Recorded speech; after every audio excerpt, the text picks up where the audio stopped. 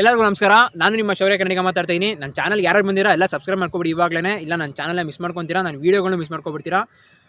ನಾನು ಇವಾಗ ನನ್ನ ವೀಡಿಯೋನ ಸ್ಟಾರ್ಟ್ ಮಾಡ್ತಿದ್ದೀನಿ. ಸ್ಟಾರ್ಟ್ ಮಾಡೋಕ್ಕಿಂತ ಮುಂಚೆ ಲಾಸ್ಟ್ ವೀಡಿಯೋದಲ್ಲಿ ಸಿವಿಲ್ ಎಕ್ಸಾಮ್ ಬಗ್ಗೆ ಹೇಳಿದ್ದೆ. ಯಾವ ಥರ ಎಕ್ಸಾಮ್ ಬರುತ್ತೆ, ಯಾವ ಥರ ಕ್ರ್ಯಾಕ್ ಮಾಡಬೇಕಂತ ನಾನು ನಿಮ್ಗೆ ಟಿಪ್ಸ್ ಕೂಡ ಕೊಟ್ಟಿದ್ದೆ. ಮತ್ತು ಕ್ವಶನ್ KA ಪೇಪರ್ನ ನಾನು ಸಾಲ್ವ್ ಮಾಡಿ ಪ್ರಿಡಿಕ್ಟ್ ಕೂಡ ಮಾಡಿದ್ದೆ. ನಿಮಗೆ ಇದೇ ಥರ ಕ್ವಶನ್ಸ್ ಬರುತ್ತೆ ಅಂತಲೂ ವೀಡಿಯೋಗಳು ನೋಡಿಲ್ಲ ಅಂದರೆ ಮಿಸ್ ಮಾಡಿದೆ. ನನ್ನ ಚಾನಲ್ ಇದೆ, ವೀಡಿಯೋಗಳು ನೋಡ್ಕೊಬಿಡಿ. ಇವಾಗ ನೀವು ಹೆಂಗಿರೋ ನಾಳೆ ಎಕ್ಸಾಮ್ ಬರೆಯೋಕೆ ಹೋಗ್ತೀರಾ. ಈ ಎಕ್ಸಾಮು ಬರೀ ಸಿವಿಲ್ ಎಕ್ಸಾಮ್ ಮಾತ್ರ ಅಲ್ಲ, VA ಎಕ್ಸಾಮ್ಗೂ ಅಪ್ಲೈ ಆಗುತ್ತೆ. ಮಿಸ್ ಮಾಡ್ದಂಗೆ ವೀಡಿಯೋನ ನೋಡ್ಕೊಂಬಿಡಿ. ಫಸ್ಟ್ ಆಫ್ ಆಲ್ ನೀವು ಸಿವಿಲ್ ಎಕ್ಸಾಮ್ಗೆ ಏನೇನು ನೋಟ್ಸ್ ಮಾಡಿರ್ತೀರಾ, ಕೊನೆ ಟೈಮಲ್ಲಿ ಮಾಡಿದ್ದೀರಾ. ಒಂದು ವರ್ಷದಿಂದ ಒಂದು ಸಣ್ಣ ಬುಕ್ ತೊಗೊಂಡು ಎಲ್ಲ ಕಡೆಯಿಂದ ಎಲ್ಲ ದೊಡ್ಡ ದೊಡ್ಡ ಬುಕ್ಕಿಂದ ಕೀ ಪಾಯಿಂಟ್ಸ್ನ ಮಾಡಿರ್ತೀರಾ. ಕೀ ಪಾಯಿಂಟ್ಸ್ನ ಒಂದು ಸಲ ರಿವೈಸ್ ಮಾಡಿ ನೀವು ಮಾಕ್ ಟೆಸ್ಟ್ಗಳನ್ನ ಅಟೆಂಡ್ ಮಾಡಿದ್ದೀರಾ ಅಂತ ಅನ್ಕೊಂಡಿದ್ದೀನಿ. ಯಾಕಂದರೆ ಮೊದಲಿಂದ ನಾನು ನಿಮ್ಗೆ ಹೇಳ್ಕೊಬರ್ತೀನಿ, ನೀವು ಮಾಕ್ ಟೆಸ್ಟ್ ಅಟೆಂಡ್ ಮಾಡಿದ್ರೆ ಮಾತ್ರ ನಿಮ್ಗೆ ಒಂದು ಕ್ಲಾರಿಟಿ ಇರುತ್ತೆ. ಮಾಕ್ ಟೆಸ್ಟ್ ಅಟೆಂಡ್ ಮಾಡಿಲ್ಲ ಅಂದರೆ ಎಕ್ಸಾಮಿಗೆ ನಿಮ್ಗೆ ಡೈರೆಕ್ಟ್ ಮಾಕ್ ಟೆಸ್ಟ್ ಆಗಿಬಿಡುತ್ತೆ. ಅಲ್ಲಿ ಸಾಲ್ವ್ ಮಾಡೋದು ತುಂಬ ಕಷ್ಟ ಆಗಿಬಿಡುತ್ತೆ. ಅದಕ್ಕೆ ನೀವು ಮಾಕ್ ಟೆಸ್ಟ್ ಅಟೆಂಡ್ ಮಾಡಿದರೆ ಅಲ್ಲಿ ನಿಮ್ಗೆ ಒಂದು ಐಡಿಯಾ ಸಿಕ್ಕಿರುತ್ತೆ. 100ಕ್ಕೆ 60 ತೆಗೆದಿರ್ತೀರಾ, 80 ತೆಗೆದಿರ್ತೀರಾ, 20 ಹೋಯ್ತು, 40 ಹೋಯ್ತು, ಎಲ್ಲಿ ವೀಕ್ ಇದ್ದೀರ ಅಂದರೆ ನಿಮ್ಗೊಂದು ಕ್ಲಾರಿಟಿ ಸಿಕ್ಕಿರುತ್ತೆ. ಮಾಕ್ ಟೆಸ್ಟ್ ಯಾರ್ಯಾರು ತೊಗೊಂಡಿಲ್ಲ ಅಂದರೆ ಇವಾಗಲೇ ಇನ್ನೊಂದು ದಿನ ಟೈಮ್ ಇರುತ್ತೆ, 1.5 ದಿನ ಟೈಮ್ ಇರೋದಕ್ಕೆ ನಾನು ವೀಡಿಯೋ ಅಪ್ಲೋಡ್ ಮಾಡಿರ್ತೀನಿ. ನೋಡ್ಕೊಂಬಿಡಿ, ಮಾಕ್ ಟೆಸ್ಟ್ನ ತಗೊಳ್ಳಿ ಅಂತ ಹೇಳ್ತಾ ಇವಾಗ ಸ್ಟಾರ್ಟ್ ಮಾಡ್ತೀನಿ. ಎಕ್ಸಾಮ್ ಹಾಲ್ಗೆ ಹೋಗ್ತೀರಾ. ಹಾಲಿಗೆ ಹೋದ್ಮೇಲೆ ಮೊದಲನೇ ಕ್ವಶನ್ ಗೊತ್ತಿಲ್ವಾ, ಪ್ಯಾನಿಕ್ ಆಗಬೇಡಿ, ಬಿಡೋಕ್ಕೆ ಹೋಗ್ಬಿಡಿ, ಯೋಚನೆ ಮಾಡಿ. ಗೊತ್ತಿದ್ರೆ ಮಾತ್ರ ಟ್ರೈ ಮಾಡಿ, ಗೊತ್ತಿಲ್ಲ ಅಂದರೆ ಸ್ವಲ್ಪ ಬಿಟ್ಟು ಎರಡನೇ ಕ್ವಶನ್ ಟ್ರೈ ಮಾಡಿ.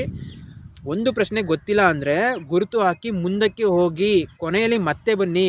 ಮೊದಲು ಸುಲಭ ಪ್ರಶ್ನೆಗಳಿಗೆ ಉತ್ತರಿಸಿ ಅಂತ ಹೇಳ್ತಾ ಇದ್ದೀನಿ. ಮೊದಲು ನಿಮಗೆ ಎಲ್ಲ ಈಗ ನೀವು BSc ಆಗಿದ್ರೆ ಸೈನ್ಸಲ್ಲಿ ಪಂಟ್ರಾಗಿರ್ತೀರ, ಆರ್ಟ್ಸ್ ಸ್ಟೂಡೆಂಟ್ ಆಗಿದ್ದರೆ ಪಾಲಿಟಿಕ್ಸ್, ಕಾನ್ಸ್ಟಿಟ್ಯೂಷನ್, ಹಿಸ್ಟ್ರಿಲಿ ಅಲ್ಲಿ ಪಂಟ್ರಾಗಿರ್ತೀರ. ಅದಕ್ಕೋಸ್ಕರ ನಿಮ್ಗೆ ಯಾವ್ದು ಗೊತ್ತು ಅದಕ್ಕೆ ಟಿಕ್ ಮಾಡ್ಕೊಬನ್ನಿ. ಟೈಮ್ ವೇಸ್ಟ್ ಮಾಡಿಬಿಡಿ. 10 ಸೆಕೆಂಡ್ 20 ಸೆಕೆಂಡ್ಗೆ ಟ್ರೈ. ನಿಮ್ಗೆ ಗೊತ್ತಿದ್ದ ತಕ್ಷಣ ಕ್ವಶನ್ ತಕ್ಷಣ ಆನ್ಸರ್ ಗೊತ್ತಿರೋ ಅದಕ್ಕೆ ಟಿಕ್ ಮಾಡ್ಕೊಬನ್ನಿ. ಗೊತ್ತಿಲ್ಲದ್ರೆ ಟ್ರೈ ಮಾಡೋಕ್ಕೆ ಹೋಗಬೇಡಿ. ಪಕ್ಕಾ ಹೋಗ್ತೀನಿ, ಅಲ್ಲಿ ನಿಮ್ಮ ಟೈಮೇ ದಂಡ ಆಗಿಬಿಡುತ್ತೆ. ಗೊತ್ತಿರೋ ಪ್ರಶ್ನೆ ಮಾತ್ರ ಉತ್ತರ ಟಿಕ್ ಹಾಕೊಬನ್ನಿ. ಗೊತ್ತಿಲ್ಲದನ್ನ ಸ್ವಲ್ಪ ಬಿಟ್ಟಿದ ಮೇಲೆ ಏನು ಮಾಡಿ, ಕೊನೆಯಲ್ಲಿ ಪುನಃ ಬನ್ನಿ. ಎಲ್ಲ 100ಕ್ಕೆ 100 ಅಟೆಂಡ್ ಮಾಡಿದರೆ, ಈಗ ಎಕ್ಸಾಂಪಲ್ ಒಂದು 100 ಕ್ವಶನ್ ಇರುತ್ತೆ, 100ಕ್ಕೆ ಒಂದು 70 ಕ್ವಶನ್ ಅಟೆಂಡ್ ಮಾಡಿರ್ತೀರ. 70 ಸರಿ ಅಂತ ಅನ್ಸಿರುತ್ತೆ ನಿಮಗೆ. ಎಲ್ಲ ಅಟೆಂಡ್ ಮಾಡಿದ್ಮೇಲೆ ಕಟ್ ಆಫ್ ಬೀಳೋ ಚಾನ್ಸಸ್ ಇರುತ್ತೆ. ಆ ಕಾರಣದಿಂದ ನಾನು ನಿಮ್ಗೆ ಹೇಳ್ತಿರೋದು. ಬನ್ನಿ, ಬಂದಾದಮೇಲೆ ಕೊನೆಯದಾಗಿ ವೀಡಿಯೋ ನೋಡಿ, ಕೊನೆಯದೇ ಪ್ರಶ್ನೆ ಪತ್ರಿಕೆ ನೋಡಿ. ಅಲ್ಲಿ ನೀವು ಯಾವ್ಯಾವ ಕ್ವಶನ್ ಬಿಟ್ಟಿದ್ದೀರಾ ಅವಾಗ ನೀವು ಸ್ವಲ್ಪ ಯೋಚನೆ ಮಾಡಿ. ಆವಾಗ ತಲೆ ಓಡುತ್ತೆ. ನಿಮ್ಮ ಒಂದ್ಸಲ ಕ್ವಶನ್ ಓದಿದರೆ ಲಾಸ್ಟ್ ನಿಮ್ಮ ತಲೆ ಹೊಡಿತೀವಿ, ಈ ಕ್ವಶನ್ ಇದಲ್ವ ಆಪ್ಷನ್ ಅಂದ್ಬಿಟ್ಟು ನೀವು ಅಲ್ಲೇ ಕ್ವಶನ್ ಗೊತ್ತಿಲ್ಲ ಅಂದರೆ ನೀವು ಅಲ್ಲೇ ಟಿಕ್ ಮಾಡಿದ್ರೆ.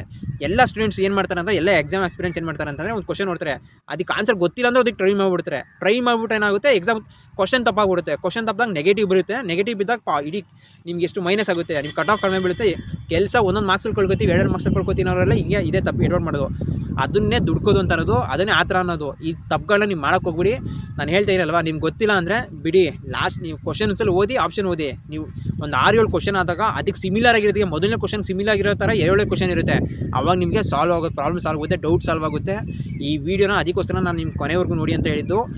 ಟಿಕ್ ಮಾಡಿ, ಆವಾಗ ನಿಮ್ಗೆ ಒಂದು ಐಡಿಯಾ ಸಿಗುತ್ತೆ. ಆವಾಗ 70ರಿಂದ 90ವರೆಗೂ ನೀವು ತಗೊಬರ್ಬೋದು. ನೀವು ಪಕ್ಕ ವರ್ಷಾನುಗಟ್ಟಲೆ ಓದಿರ್ತೀರ, ನಿಮ್ಗೇನು ಕಷ್ಟ ಆಗಲ್ಲ. ಈ ಎಕ್ಸಾಮ್ ಇವೇನೇನೋ ಲೈಫಲ್ಲಿ ಏನೇನೆಲ್ಲ ಫೇಸ್ ಮಾಡಿರ್ತೀರ. ಆ ಕಾರಣದಿಂದ ನಾನು ನಿಮ್ಗೆ ಹೇಳ್ತಾಯಿದ್ದೀನಿ, ಟಿಕ್ ಮಾಡಿ ಅಂತ ಹೇಳ್ತಾಯಿದ್ದೀನಿ. 90 ನಿಮ್ಗೆ ಇನ್ನೂ ಕೆಪಾಸಿಟಿ ಇದ್ದರೆ 95 ಆ ಲೆವೆಲ್ ತಗೊಬರ್ತೀರಾ. ಬಟ್ ನೆಗೆಟಿವ್ ಬಲಿಯಾಗೋಕೆ ಹೋಗ್ಬೇಡಿ. ನೆಗೆಟಿವ್ ಬಲಿಯಾಗ್ಬಿಟ್ರೆ ನಿಮ್ಮ ಕಷ್ಟಪಟ್ಟು ಓದಿರೋದು, ಕಷ್ಟಪಟ್ಟು ಟಿಕ್ ಮಾಡಿರೋದು ಬಲಿಯಾಗ್ಬಿಡುತ್ತೆ. ಈ ಥರ ದಡ್ಡನ ಕೆಲಸ ಮಾಡಿಬಿಡಿ. ಫಸ್ಟ್ ಗೊತ್ತಿರೋದಕ್ಕೆ ಟ್ರೈ ಮಾಡಿ, ಗೊತ್ತಿರೋದಕ್ಕೆ ಟ್ರೈ ಮಾಡೋಕೆ ಹೋಗ್ಬಿಡಿ. ಮೂರನೇ, ನಾನು ನಿಮಗೆ ಪುನಃ ಅದನ್ನು ಹೇಳ್ತೀನಿ, ಕರ್ನಾಟಕ ಎಕ್ಸಾಮ್ ಬರೆಯೋದ್ರಿಂದ, ನೀವು ಸಿವಿಲ್ ಎಕ್ಸಾಮ್ ಕರ್ನಾಟಕ ಜಿಲ್ಲೆಯಲ್ಲಿ ಕೆಲಸ ಮಾಡೋದ್ರಿಂದ ಕ್ವಶನ್ಸು 90% ಕರ್ನಾಟಕದ ಬಗ್ಗೆನೇ ಇರುತ್ತೆ. ಕರ್ನಾಟಕ ಇತಿಹಾಸ, ಕರ್ನಾಟಕ ಭೂಗೋಳನೇ ಇರುತ್ತೆ. ಬೇರೆ ಅವ್ನು ಎಲ್ಲಿಂದ ತೆಗಿಯೋಕ್ಕಾಗಲ್ಲ. ಕರ್ನಾಟಕದ ಬಗ್ಗೆ ನಿಮಗೆ ಗೊತ್ತಿಲ್ಲ, ಕರ್ನಾಟಕದಲ್ಲಿ ಕೆಲಸ ಮಾಡೋಕ್ಕೆ ಯಾರೂ ಕೊಡಲ್ಲ. ಅದನ್ನು ನೀವು ತಲೆಯಲ್ಲಿ ಇಟ್ಕೊಬೇಕು. ಈ ಥರ ಇಂಪಾರ್ಟೆಂಟ್ ಟಿಪ್ಸ್ಗಳನ್ನ ನಾನು ನಿಮಗೆ ಹೇಳಿದ್ದೀನಿ. ಪುನಃ ನಿಮ್ಗೆ ಏನಾದರೂ ಇದ್ರ ಮೇಲೆ ಡೌಟ್ಸ್ ಇದ್ದರೆ ಅಲ್ಲೇ ಕಮೆಂಟ್ ಬಾಕ್ಸಲ್ಲಿ ಕಮೆಂಟ್ ಮಾಡಿ. ಇನ್ನೂ ಡೌಟ್ ಇದ್ದರೆ ನನ್ನ ಇನ್ಸ್ಟಾಗ್ರಾಮ್ ಪೇಜ್ನ ಫಾಲೋ ಮಾಡೋದು ಬರಿಬೇಡಿ, ಶೌರ್ಯ ಕನ್ನಡಿಗ ಅಂದ್ಬಿಟ್ಟು.